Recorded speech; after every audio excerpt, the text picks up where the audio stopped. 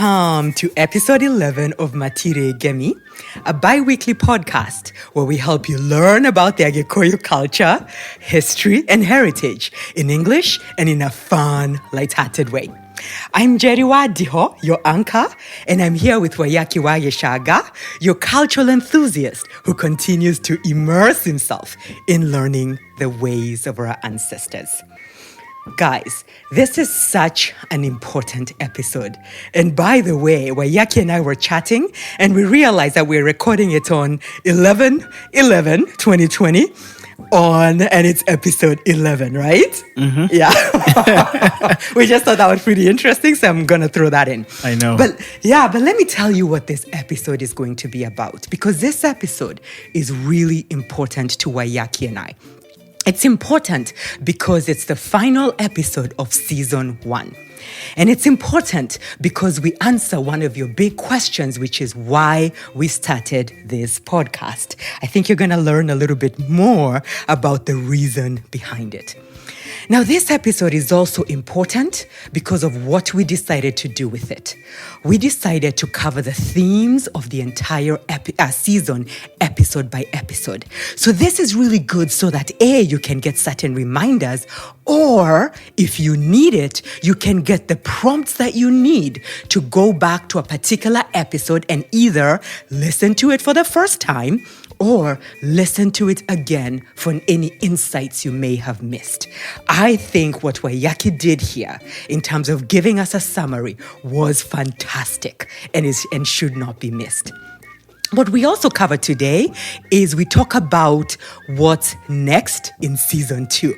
And what's big about that is we tell you how you can help us shape the direction of season 2 as our listeners. So I invite you to sit back. I invite you to relax and indulge in episode 11 of season 1 and just soak in all the deliciousness. So Waiyaki, are we ready to jump in? Yes, we are. Okay, let's do it. All right, Waiyaki, so why don't we start with a really big question we get all the time, which was, why in the world did we decide to start this podcast? Why? That's... I think there are so many answers I could give. Yeah. But, the overarching reason why I felt that the information about our culture and our history is information that needs to be out there is the fact that, I've grown up primarily speaking Kikuyu.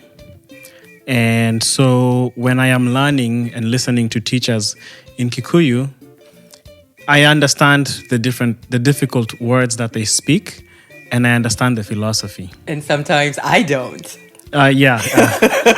Sometimes or all the time. Only sometimes. Yeah, so for me to listen to a radio station or a TV station and understand in depth the topics and the philosophy discussed is, it's still difficult for me, and I grew up speaking Kikuyu. And sometimes I have to go and research and go to dictionaries or call people and ask them, what does this word mean? Right. So I felt that, if in my journey of trying to understand myself and looking for myself, I felt that there's a lot of people who I know who don't even understand Kikuyu or speak it, but they're Kikuyus. Yes. And so they needed to get that information which would help in their lives and in their family lives. Yeah, and Waiyaki, I think that's a big point, right? The decision to do this in English was really a critical one because a lot of Kerera is actually in Kikuyu. And so what it does is that it leaves out so many of us that may speak Kikuyu at some level, but the complex Kikuyu, and especially when they're speaking fast, really leaves us. Now, don't get me wrong. It's really important to know language, right? In order for you, and you've told me this a few times, right? In order for you to fully understand the intention of Kerera, of learning, of lessons, you do also have to take it into context, and the best way to do that is to know language. But because I now have understood more of our kerera in English from you, then I have felt the desire to continue to know my language, right? And deepen it, which I think is a big service that we've been doing through doing this podcast in English. I agree. And there's kerera that cannot be given in English because there are no words to translate in English for Kikuyu. And Kikuyu is a beautiful language. And I would encourage everyone who is a Mogekuyu to take time to learn the language. Yeah. You know, I sometimes feel disappointed when, you know, I talk to my friends who are Kenyans and they want to learn French, they want to learn Spanish, they want to learn, you know, other languages. Ooh, you know, and they put those languages up on a pedestal. But then when you ask them, can you speak Swahili fluently? They're like, nah. Can you speak your mother tongue, whether it's Luo, Luya, Kisii, Kikuyu? Can you speak those languages fluently? No. yeah. So then, you know, why don't you take that first step? Ooh, and I'm going to tell you something, right? Because I can relate to that, right? But the reality is, and I'm going to use some very strong words, and I really don't want anybody to take it personally. But the strong words I'm going to use is that at the end of the day, the fact that we put everything Western, including language, right, above our own homegrown, authentic selves is a factor of mental colonization. And let's call a spade, right? Because I'm in that box too, right? But also, it's not really intentional. Like, we didn't choose it. We adapted that, right? Because of what was brought to us. So if you think about it, I was talking to one of my BFFs and he was telling me he grew up in Kikuyu and in school, right? So he's about maybe 34 right now. And in school, all the way through primary school, they had a class called vernacular, where they would actually learn Kikuyu. They would learn to write and read Kikuyu. I never had that because I grew up in the city. Many people who grew up in the city didn't have that. But actually, what's even big is that now that was even stopped. The idea of vernacular in schools has largely been stopped across the country. It has, so we have continued perpetuating the reduction of our languages and really promoting, right, Western languages. Yeah, I know we totally digressed from the question. You called it like it is. It's mental colonization, and you know people need to realize that that's the truth about it. Yeah, you're going to tell people the story of actually how we decided to start the podcast. Sure. Give people the juice. The juice. No, yeah. So over the last 2 or 3 years, you know, we would meet and we would discuss, you know, deep philosophical questions on culture. And I'm passionate about culture. So you would ask me one question and I would go deep and explain to you and talk for hours. And you would blow my mind. Like a lot of times I'd ask you questions and you connect dots for me and I go, are you kidding me? Yeah. Like, I am a deeply spiritual person. I'm not religious. I'm deeply spiritual. But the answers that you would give me about Kikuyu spirituality would go beyond everything I thought I knew. It literally would blow my mind. But I can tell you that a couple of days I posted something on, we posted something on social media and it actually got the biggest reaction of anything we've posted. And I think it speaks to why we're doing this podcast. And we can move on, which is, the quote was, every generation has its purpose. Ours is to reveal the truth and reverse the brainwashing. I do believe that that's what you did with me even before the podcast. And I do believe that that's what we continue to do with the podcast. So I really want to commend you for learning our culture and just really finding a way to pass this on to us, because Waiyaki, it's been really valuable. You really have been a great teacher to me, and I think you've been a great teacher to our listeners. So thank you. You're welcome. You're welcome. And I thank you for, you know, being able to structure the podcast and be able to channel that energy in the right place. You're welcome. We're so awesome. Okay, let's go in now to the meat of the podcast, right? So today we're going to talk about provocative insights or provocative highlights. So we're going to go through every single episode and really talk about what provoked you, or what was the provocative insight that you instilled in this episode. So I think that that's something that we should do. So are you ready? Yes, I am. Do you like the word provocative? No.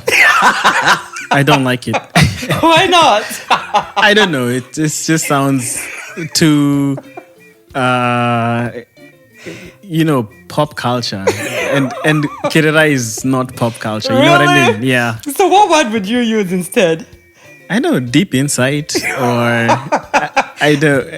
just a highlight. Okay, so maybe we'll just talk highlights, but I really like provocative. Okay, Nah.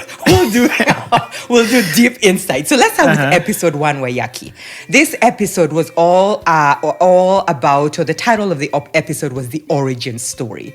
So why don't you tell us what the deep insight, one piece of deep insight that people should have taken from this episode? Or the theme. Or the theme. I like theme. Okay. Yeah, so the overarching theme of episode 1 was the story about Gikoyo and Mombi and their children. Okay. There are 9 daughters, starting with Wajiro all the way, going to Wamoyo. 9 daughters? 9-4, which is Kedamoyuru, Yes. which is 10. Yes. Right? So, we told that story, and, there's more to that story than just what we told on the podcast. But what I wanted people to know, or the lesson in that story, was to go back home and find out about your lineage. Yes. Find out about yourself. Yes. And, even between that podcast and now, I found out more about my lineage. And so I can actually introduce myself better than I could before. Ooh, do it. So, I'll before I introduce myself, there's several reasons why you should know your lineage. Okay. So one is to know your culture and traditions. Yeah. So if you go back in your lineage and find out what your people used to do, then you can be able to preserve the good and throw out the bad. So if you know that you belong to the Ajiro, you immediately start to know, or maybe observe yourself and see some of the characteristics of the Ajiro in you. So it helps you learn yourself better, right? The other reason is to know your strengths and weaknesses, because each Moherega or clan, had their strengths and weaknesses. They had their character traits. So you can actually know, in fact, each Moherega, and this is an example I'll give, there are some Moheregas that from our ancestors said you should not marry outside Kikuyus. So if you're a Mojiro, you have to go and find out your themes or your laws are for your Moherega. We don't eat pigs, or we don't bathe in the river. I'm just giving. So where would you find that stuff out? You have to investigate. And there's actually a saying in Kikuyu that says "Muedaga tugune muejeri." What that means is if you want the fat doma, you have to dig, because it's usually deep. That's true. So you gotta dig and find out what were the things that were said by my grandfather that we should not do. You should be curious. You should be curious. What are the things that my great-grandfathers talked about this land? We should never sell our ancestral land. It's like things that were said in your family and in your Moherega are the governing protections that you have in your life. And what you just said, Waiyaki, is just such a firm reminder to our generation, right? That our parents' generation, and if you're lucky to have grandparents, they're the last living generation with a lot of this ancestral information. So it is really incumbent upon us. It's really important that we actually invest the time to ask these deep questions of our parents and our grandparents, because we do not want to end up being the generation that lost it all. The generation where entire history was lost. So I think you bring up a good point. It is important that every single person, regardless of your tribe, you go back and ask these questions to your parents and grandparents. And for those who are lucky, they're great-grandparents. Yeah. Yeah, the other thing is just to be proud of your heritage. Because I think in this modern day and time, we are proud of other people's heritages. Yes. I'll give you a good example of a show. I don't know if you watch Game of Thrones. Do you watch Game of Thrones? No. Why not? I think it's violent. It's violent? I can't handle violence. Oh, so you only watch peaceful shows? That's right. And like real talk. I think you told me that. Yeah. So, in Game of Thrones, you have... Game of Thrones really is a show about different kingdoms vying for the main throne, right? And, you have different characters on the show, and they all identify with a house. So like there's a house Stark, which is the Stark family. Okay. There's the house Targaryen, which is the Targaryen family. There's the house, the Lannisters. And each of these houses had their own characteristics. But each member, when they introduced themselves, they would introduce themselves and where they're from, their house. Like Sansa Stark, who was the daughter of Ned Stark. She was the Queen of the North. Like they would introduce themselves in detail. Yeah. And that's how the Mugekoyo would introduce themselves. Wow. I'm just smiling because you're such a nerd. No, I'm not a nerd. I'm not a nerd, but no, it's amazing. but you know what? But as a Mugekoyo, you should be proud of your heritage. Yes. Be proud of your lineage. Yes. It's very important to know and then to know it. Yeah. So are you going to tell us yours? Your intro? I Your will. lineage? Okay. I will. But before I do, anyone who has read the Bible can read in Luke chapter 3, verse 23.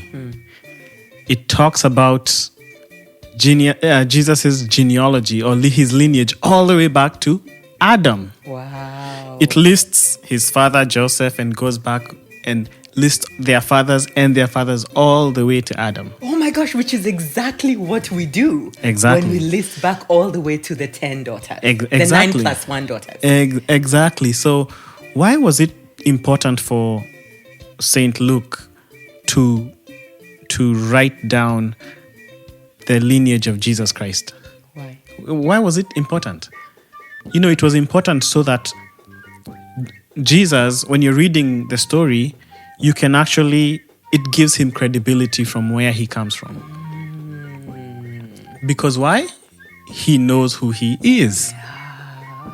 Wow. That's an amazing comparison, Waiyaki. Yeah, and so Wow. thank you. And so if you know yourself anywhere that you go and you introduce yourself, people already know, I can't play with this person because they know who they are. Oh, beautiful. Exactly. So people should really draw their family tree. You should draw your family tree and know who you are. Yeah. I'll introduce myself in English so that I won't introduce myself in Kikuyu, but I'll introduce myself in English so you can see how that goes. Yeah. And guys, if you don't know how to build a family tree, make sure you listen to episode 1. So go ahead, Waiyaki. Yeah, so my name is Waiyaki. I was born by Geshanga. Geshanga is my dad. His dad was called Waiyaki, who was also called Vedeu. Vedeu was his nickname. Waiyaki Vedeu was born by Hinga, and Hinga was born by Waiyaki Wahiga. The Waiyaki Wahiga. That's the 5th generation. So Waiyaki Wahiga was born by Higa, who was a Maasai. And so when he was, yeah. So Okay. so when Higa came to the Kikuyu land, he stayed with the Gadesha family, who are Ashera, Okay. right? And So they he are. was adopted. He was adopted. He was what we called Goshiarwa Nabori, and so the Gadeshas were Barea Muturi. So they are Ashera Barea Muturi, and so literally when I introduce myself, I should say I'm a Mosherawa Barea Muturi. And who was Muturi? When you say Njeri, you're a Mojiro wa Barea Kehara. Kehara. who was Kehara, Yeah. you have to go back to the 9 full daughters, Yes. and those were their sons. Yes. So Kehara was the son of one of the sons of Wajiro, Wajiro. Yes. and Muturi was one of the sons of Njeri. Yeah. So that's how you trace your lineage. And so it's important to know that, because then you know who you are and where you come from. It's beautiful.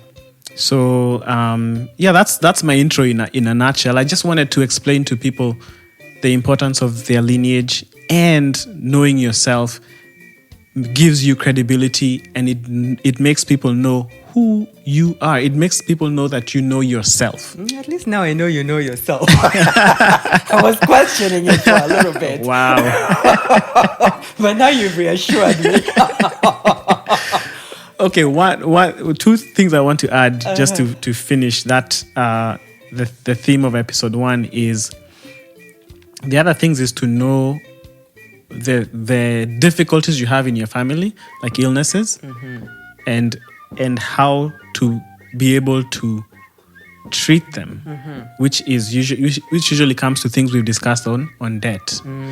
So if you know in your family you get a certain disease, then you have to question, like, why is it that in our lineage we suffer from this, and you have to then investigate and see if there's a traditional way to find a cure or a remedy for that which ails you. Wow. So yeah, that's.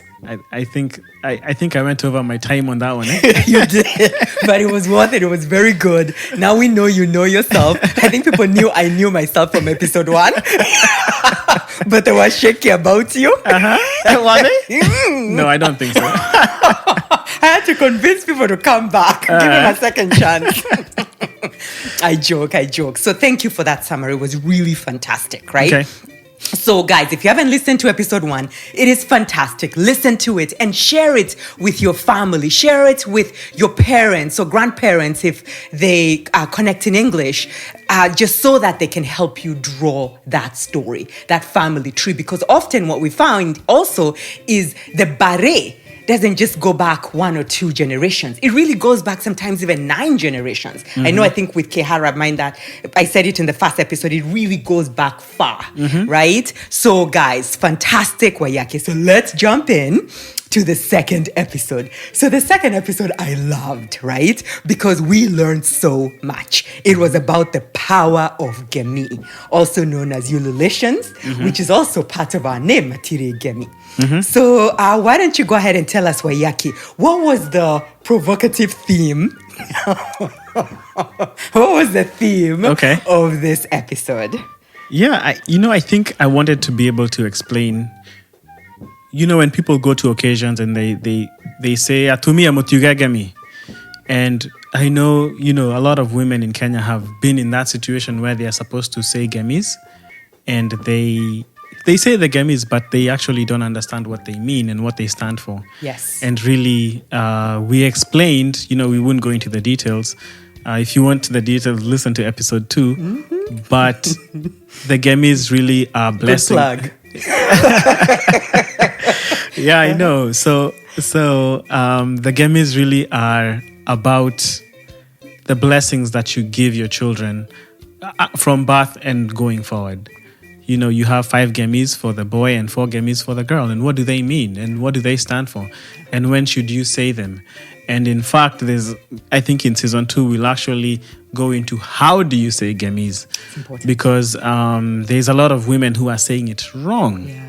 So, and actually, the way we say gemi, I actually learned this. I'll give this part credit to a Moshera, brother of mine called Moshiri, who I was talking to about gemis, and he was telling me when the woman says riri. So riri is like light.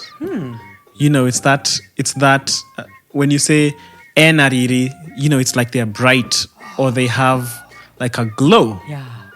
So he was inner light. That inner, yes, exactly. So that's what the Ari stands for. Oh my God, you just blew my mind. I did not know that. So yeah, I was talking to him a week ago, and he was telling me, yeah, actually, when you say Ari, you're talking about Riri, which in Gikoyo means like light, or brightness, or dazzling, and so it's the blessings are supposed to give your life light. Wow.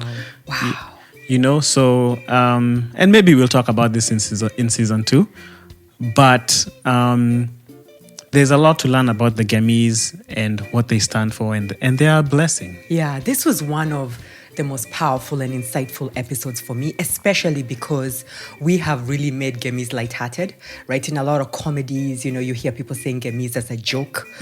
Often we may not even say Gamis over our children, right? Or because that's just not cool, right? We're modernized. Who says Gamis, right? Or like you're saying, we may be saying them right or wrong, or when we're saying them, we're not pouring the blessing or the intention into them. Exactly. Right? And so without doing that, then they are not carrying the power and the weight of all of our ancestors and years that went into that sound, the power of that sound, right? So this was a powerful episode, and I'm so excited to hear that we could go into how to say Gamis into the next one. Waiyaki, that was so beautiful what you just shared. Thank you so much. You're welcome. And to add something, and we've talked about this offline, that sound and vibrations have energy. Yeah.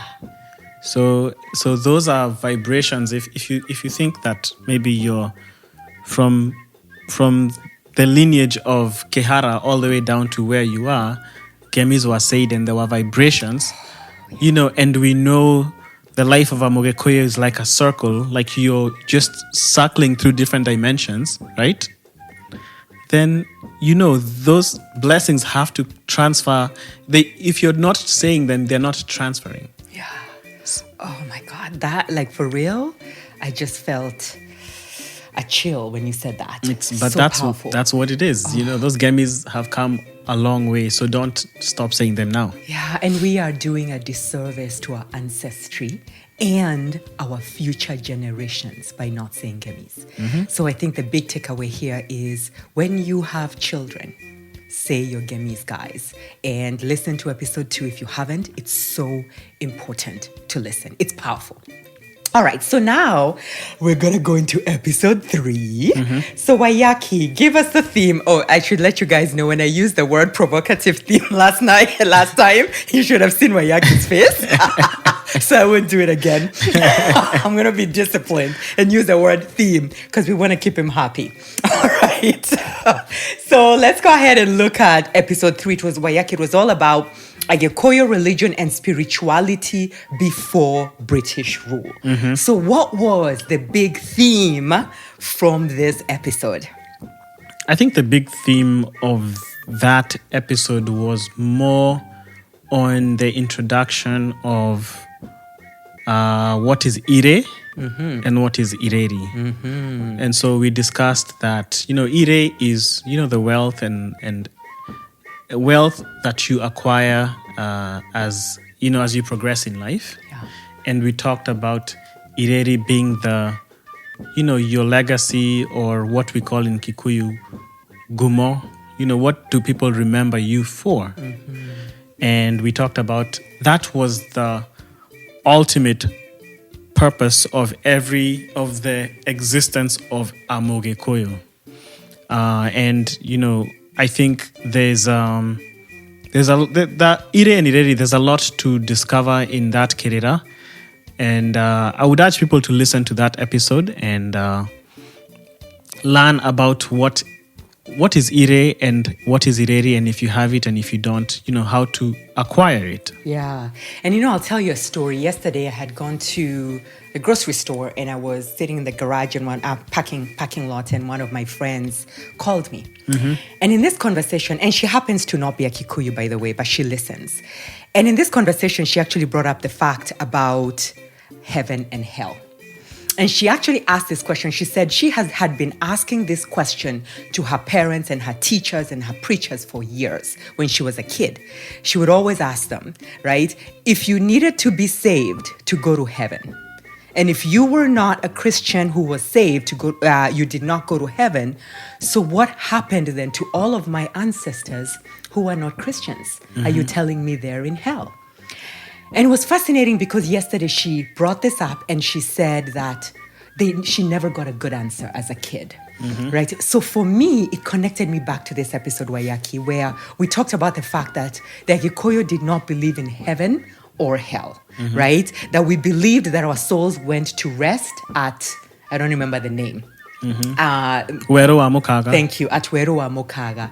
And that in its own brings you a lot of peace, right? To know that, right, based on the Agikoyo spiritual beliefs, right? So long as our ancestors had good character, right? Then their souls were resting in peace. And that brought me so much peace from this episode. Yeah, that's a really good question. And I think a lot of people do question, especially those that have only become, or their families became Christians in the 1900s. So what happened to all our generations before that? Yeah. They were not baptized, they were not saved. So where are they? And there's no, I think the answer that's given by most religions is that, oh, God is merciful and, He has a place for them.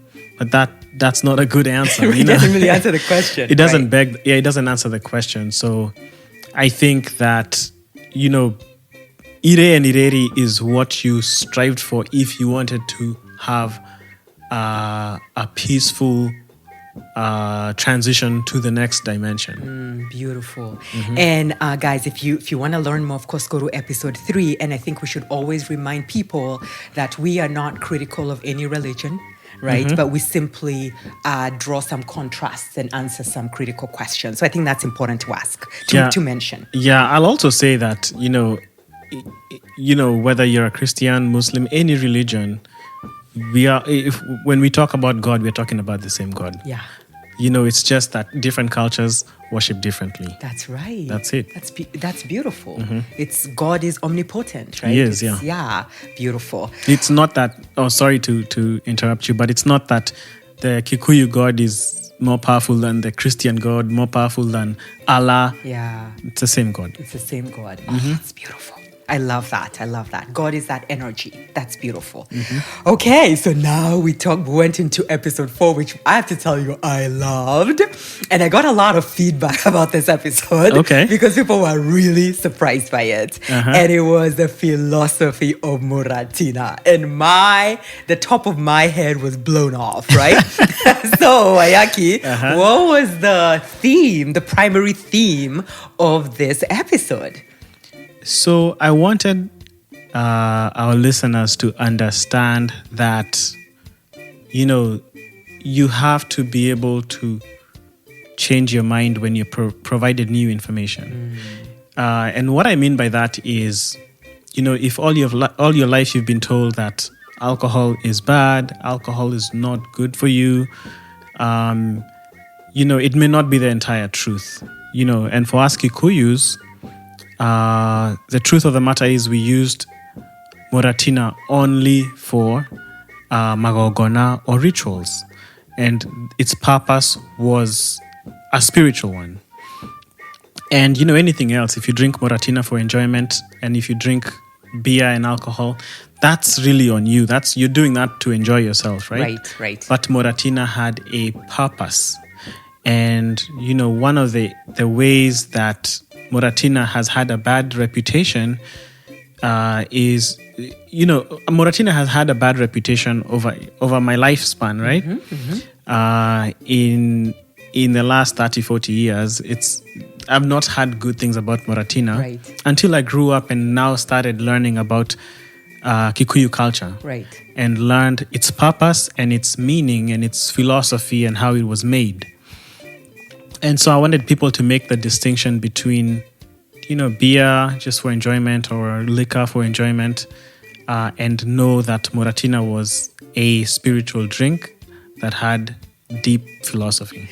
And I think when you find out the philosophical meaning of Muratina, in my opinion, you will not want to do any spiritual Agikoyo tradition or magogona, as you call it, whether it's kurashia or something, without Moratina, right? That the idea you start to disconnect Moratina from the tradition, the illicit brew Moratina. I use the word illicit the wrong way. You start the enjoyment brew Moratina, right, from the ceremonial brew. And I remember you even told us that the Moratina that you need, right, in your ceremonies, you're not taking it to get drunk. It's just for the practice, but it's ceremonial Moratina, which is brewed differently. So you're not going to collect Moratina from your local bar. No. You're actually finding a specialist who brews Moratina for ceremonies. So I think that was such an important distinction that when you're having your rurashio or your wedding, you're not going with the Moratina from the local brewery. No, you're not. Yeah, it has to be made specially for magogona. In order for it to have its power. Its purposes, yeah, exactly. Yes. Its blessings. Yes. Beautiful. Okay, so that was a great episode, guys. Like the Moratina one is a must listen. So if you haven't, please head over to episode 4 and check it out. So now we went into episode 5. At this point, we started going in a little deeper. Because now we brought in a guest speaker, right? And his name is Kingori Wakani. And he has actually become our friend right now. We just adore him. And he's such a wealth of knowledge. So this episode was Agikoyo Religion and Spirituality Part 2. So we started getting deeper, right? So what was the theme in this episode? So I think we talked a lot about... where does, we were answering the question, where does a Mugekoyo go when they die? We talked about Weroa Mukaga. And, Kingori really drove home, the spiritual concepts of the Mugekoyo from birth. We talked about the second rebirth, when a child is about 3 or 4 years old. What happens and what the purpose of that is.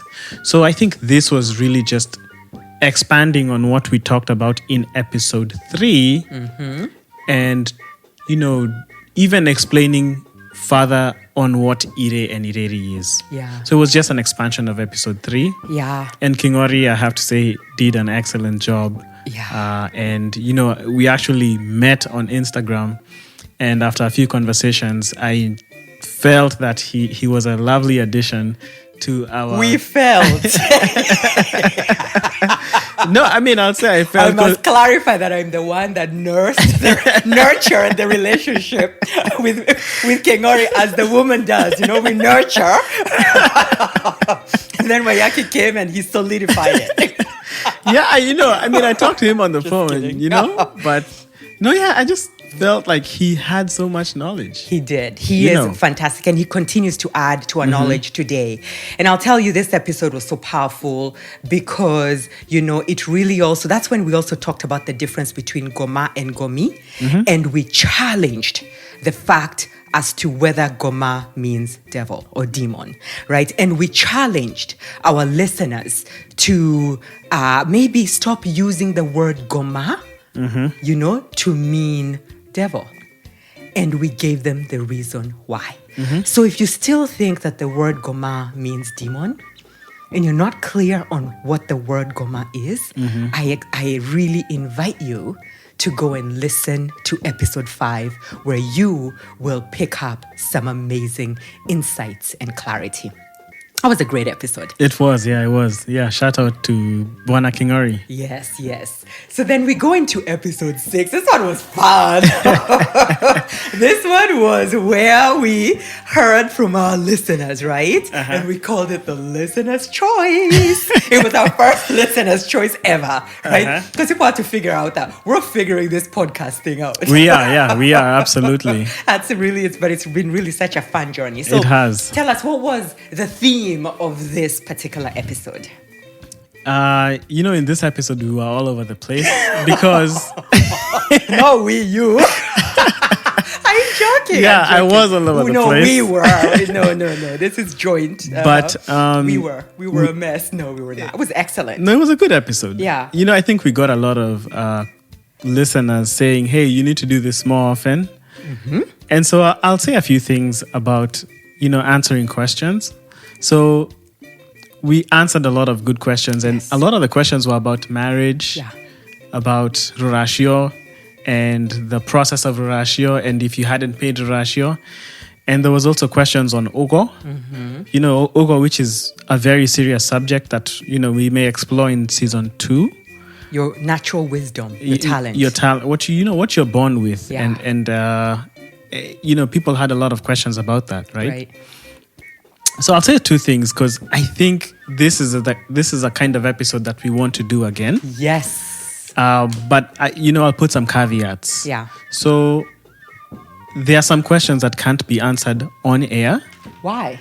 The reason is they have what is called it's called runye, or the hidden philosophy of the Mogekoyo that is not put on air or is not supposed to be for public consumption. And the reason is, as maybe we're going to discuss in the next few episodes, or when we're covering episodes 7 to 10, is the fact that Kirera was given to the Mogekoyo woman or man at the right time and at the right stage in their life. When they were ready. Exactly. And so, for example, if we get a question that I don't have the right to answer because I haven't reached a certain stage in my journey as a man, I wouldn't be able to answer that question, even if I know the answer. Yeah. And so you can only teach as far as you've gone. Exactly. You can only teach what you know, and then you have to be very careful because every culture has its secrets. And so, we're considering this podcast the basics, even though we've gone deep into some concepts. There's some things we won't be able to answer on air, and then also there's some things that I don't know. Yeah. And it's good to be honest and say I don't know that question, and I can find out for you. Yeah. In fact, there's a saying that says "Gotire kemenyu toire." What that means is there's anybody who prides themselves as knowing everything, a know-it-all, does not exist. That's right. So that's what I would want our listeners to be. I would want them to be patient with us, and I think we love answering questions, and and if you have any questions, just let us know. Yes. And it may be that I'll give you a call and give you the answer because we can't put it on air. Yeah, I think that's really fantastic. And I think it's important that you helped people understand why there are some questions that can't be answered, right, publicly or on air, right? Or you can't answer them, right? So that people don't think that we're holding information back. Exactly. But I think you've been very good about answering questions when you can, how you can. And I think our listeners have reflected that, right? And they felt so much value from what you've been sharing with them. Okay. So I think it's important for you to say that, for me to say that about what you've been doing. It's been fantastic.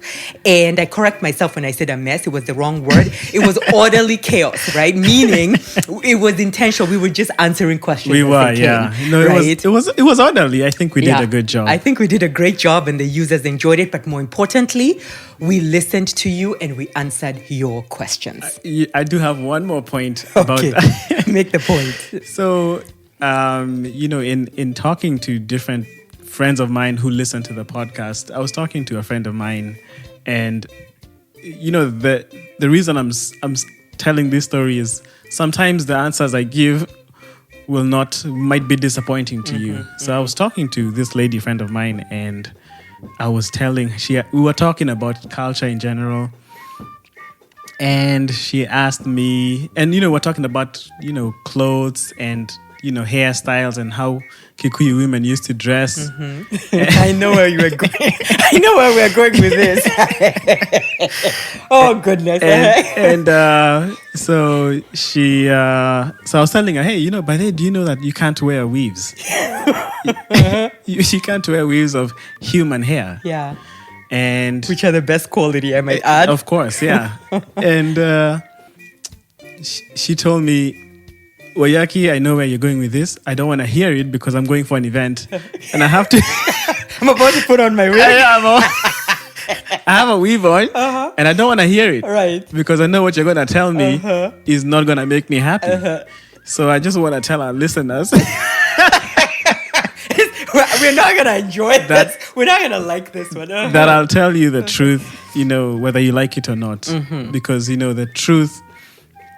When you understand any philosophy, whatever, even Western philosophy, when you understand philosophy, when you gain understanding, understanding comes from connecting dots, and when you understand philosophy, you gain wisdom, and philosophy is a search of truth. Okay, so tell us about human hair, weaves, and weaves. Why? Maybe I'll leave it for season 2. No, but just to go, and I wouldn't go deep into it, but if you're wearing human hair, right? And this is gonna be controversial, but it's fine. If you're wearing human hair, it's like if would you exhume somebody and cut their hair off and wear it? I mean, when you put it that way, no. Okay.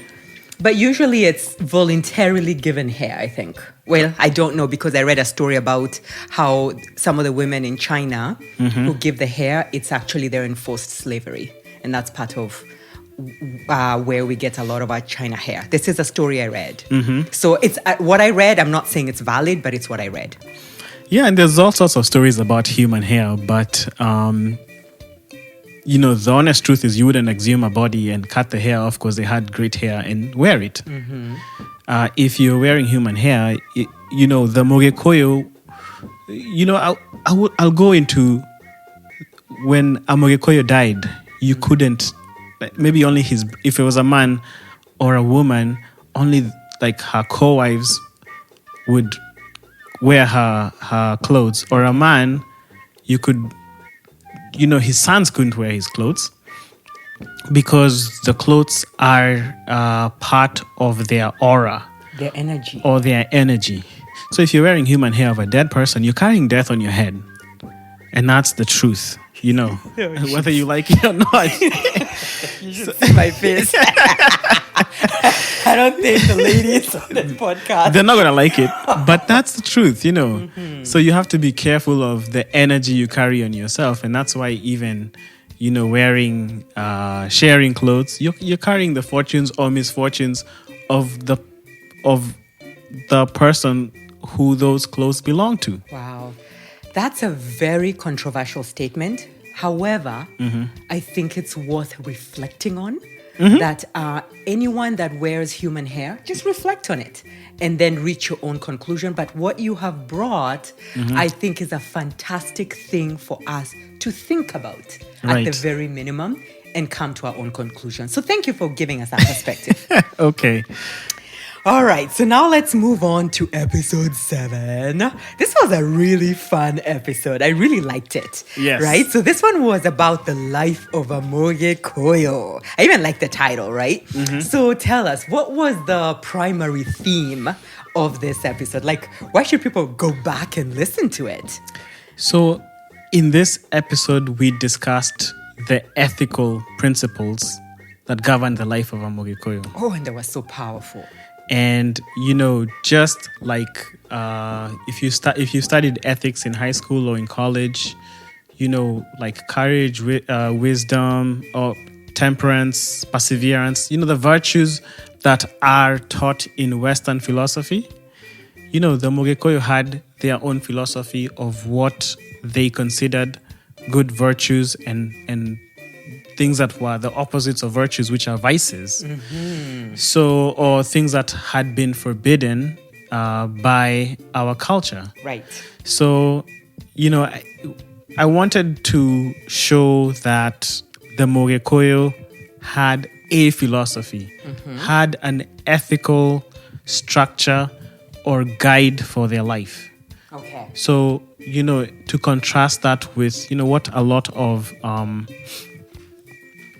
explorers reported about, Africans in general, that they were uncivilized or barbaric. They didn't have any education or any thought.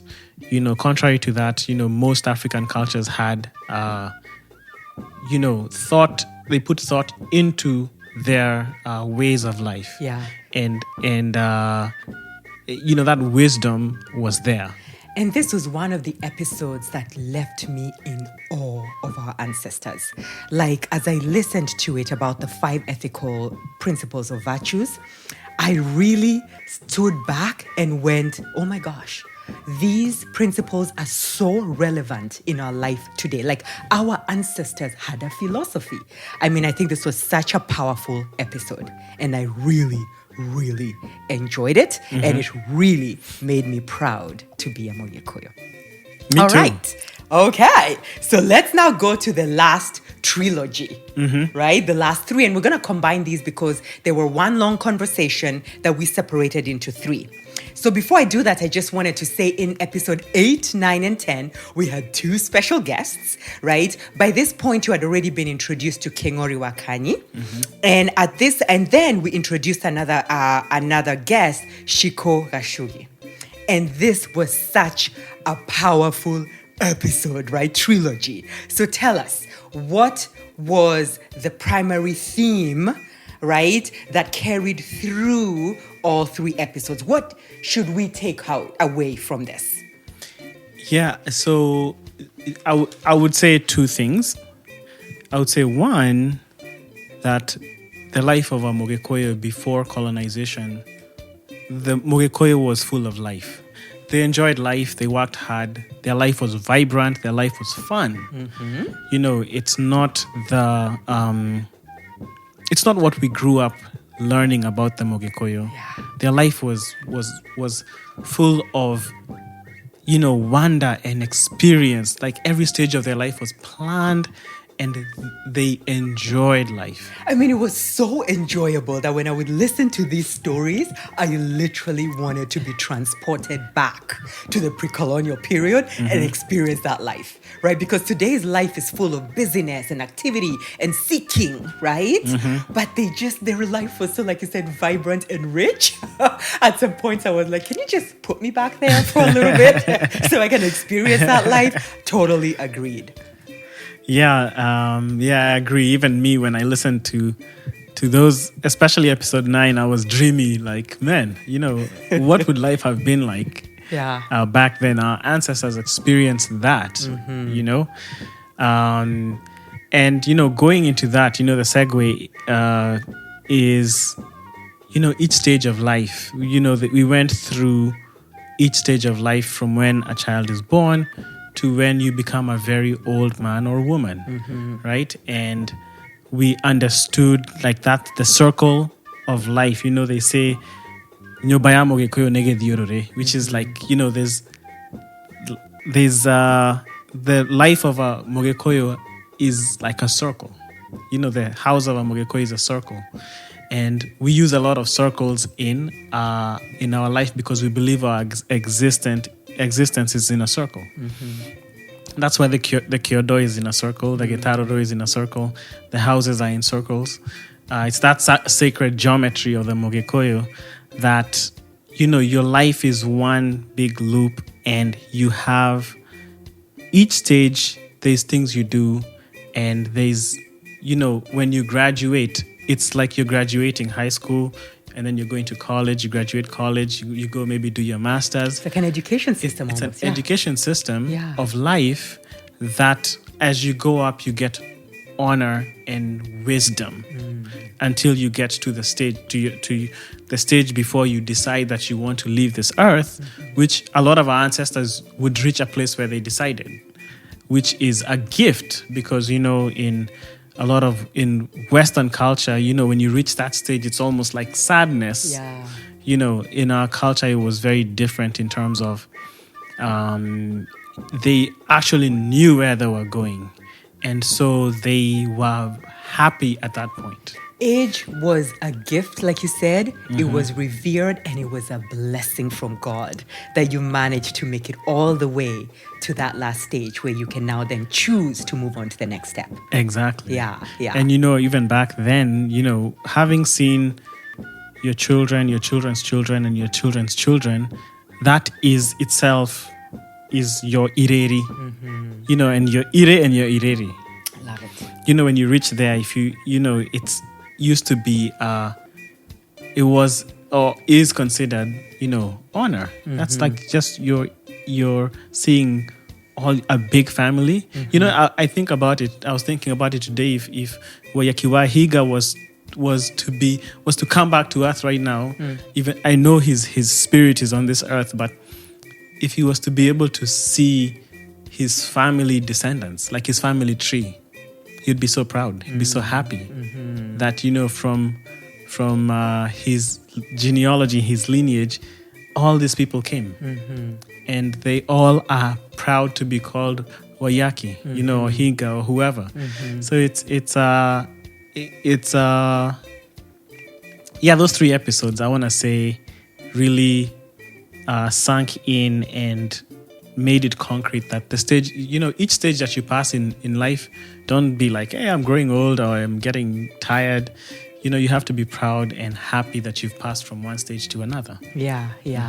I love that. And, I would be remiss if I didn't say something, because this was a very proud moment for me as a woman and as a Mogikoyo woman, is to recognize that our culture, our pre-colonial culture, had balance, right? And that it respected and revered the masculine and the feminine, right? Intertwined or surrounded and covered by God. And that for me was really something that made me proud of my ancestry and where I came from, to recognize that balance. So for me, that was huge. Yeah, I think that, and I just want to thank King Ori and Shiko for making those episodes fun and very engaging and very educative. Yeah, very much so. All right, so I love that. So I think this is just a very good transition over to, I think, where we should go next. So thank you for giving us the highlights of the 10 episodes, right? Or Keda Moyoru, 9+1 episodes. Yes. If I speak like a traditional Mogikoyo, right? And I think that, the highlights are great. And I think what I would say, guys, is you've heard the highlights of each. So if there's a certain episode that you haven't listened, or something triggered you and you needed to listen to an episode again, go back and listen, right? And also want to implore you to share this, right? What our goal is to share this with your friends, your family. Pick 5 people and share it with them. But more importantly, start with yourself and make sure that you listen to all 10 episodes, right? So you can get the holistic insight before we move on to season 2. All right. So I think we should take some time to thank people, right? Because Waiyaki, this could not have happened with just you and me, right? There was a lot of people involved. So I'll start with, who do you want to thank? Yeah, I'd like to thank God for sure. Mwene Nyaga or Gai or Nyene. Those are the names of God which are commonly used. I'd like to thank him for giving us the wisdom to decide to start this podcast. And I'd like to thank my parents, Wanja and Geshanga, for, raising me as a Mogikoyo. And I'd like to thank my siblings for supporting me, Njeri, Koi, Higa. And I'd also like to thank you for partnering with me on this podcast and being able to rein me in when I was going astray and and giving the podcast structure, and most importantly for helping me in my poor social media ways. But you've been invaluable on the podcast, and I'd like to thank you for being my partner. And thank you. I want to thank Shiko and King Ori for being guests on the podcast. They were amazing. Thank you so much, guys. Yeah, we couldn't have done some of the episodes without them. Yeah. And so I want to give them a lot of credit, and we hope to work with you in the future. And if I could just add, I think same thing with me, right? You thank God on our behalf, but certainly thanking my friends, my very close friends who have been very supportive and encouraging on this journey, right? When you take a leap it takes people who lift you to keep going, right? So I've the blessing of amazing friends, and I have the blessing of an amazing supportive family. And I'm always going to say that I know my mom's energy has always been here, right? And my dad has been full of wisdom and perspective and encouragement, and I know my mom has always been here as well. So thank you to my family. I won't name everybody, but you guys know yourselves, Wamboi for sure, some of my cousins. You guys have been invaluable, my brother, so thank you to all of you. And I think we would need to also thank our sound editor, right? And his name is Njenga Gigs. And he has been invaluable to us from the beginning to now. And guys, let me tell you this. If you love the intro song and the outro song, he literally created that from scratch for us. He did. Because he's a full music producer. That's what he does. So really the sound editing that he does is just like a little favor on the side. Yeah, for sure. He is a powerful music producer, and please, let's give him a big round of applause for the unique song that he created for us that has really become a part of our brand. It has. Yeah. So who else should we thank? I mean, our listeners, for sure. Those that promote us and share our links on social media. Yes. They've shared the podcast and engaged with us and promoted us. From having 100 listens to thousands of listens. Yeah. And if we have no listeners, there's no podcast. That's right. So I think I really want to thank our listeners. And when we, Waiyaki just has a really good intention, right? So when we started, he was like, Njeri, even if we get 5 people to listen, I'm happy. So I can tell you guys, I had bigger dreams. So we met in the middle, but you guys have blown our expectations, right? You guys participate on social media, you share it, you listen, you give us feedback. Oh my goodness. Some of you have become literally like family and friends. Like if we don't hear from you one week, we're like, what happened to this person? They didn't communicate this week. So Thank you. You guys are the best listeners, and we are so grateful for you. So I think it's really important now that we talk about the next season, because we keep saying next season, right? So Waiyaki, what should we expect? So we're going to take a short break, maybe a month and a half to, reset, but we'll continue engaging with you guys on social media to prepare for season 2. Yes. So, just like any TV series or podcast, they take breaks so as to reset and to kind of analyze how the season went. And we're hoping to start season 2 very shortly. So stay tuned. Yeah, definitely stay tuned. And I'm going to say, if you have some topics, if you want to help shape the future of episode 2, like help us know what topics you want to hear by sending us a message on social media or emailing us at matire.gemi, right? At gmail.com. We want to hear from you. We'll continue to put educative posts on social media, Twitter, Instagram, and Facebook. So do follow us and share with your friends, encourage them to share. And before I close this podcast, I want to give my final gratitude to you, Waiyaki. You have been a great friend. You have been a great teacher. Right? You have been a great person in my life, and I am so grateful to have embarked on this journey with you. And I'm so grateful for the impact that we're having in helping people really start to connect with who they are. I don't think this journey could have been the same with anybody else. You take time to research, you're very thoughtful, and I just love your energy and what we bring to this podcast. So I want to give major thanks to you and say we all appreciate you. You're amazing, and we're grateful to have you in our lives. Thank you for the props. I really appreciate it. Awesome. Thank you for listening and being present here with us today. We are grateful. You can find Matire Gemi on Facebook, Twitter, and Instagram. And be sure to follow us. Our website is matire-gemi at simplecast.com. And this podcast was produced by Waiyaki and Njeri with sound design by Njengan Gigs. Thanks again, and please share this widely.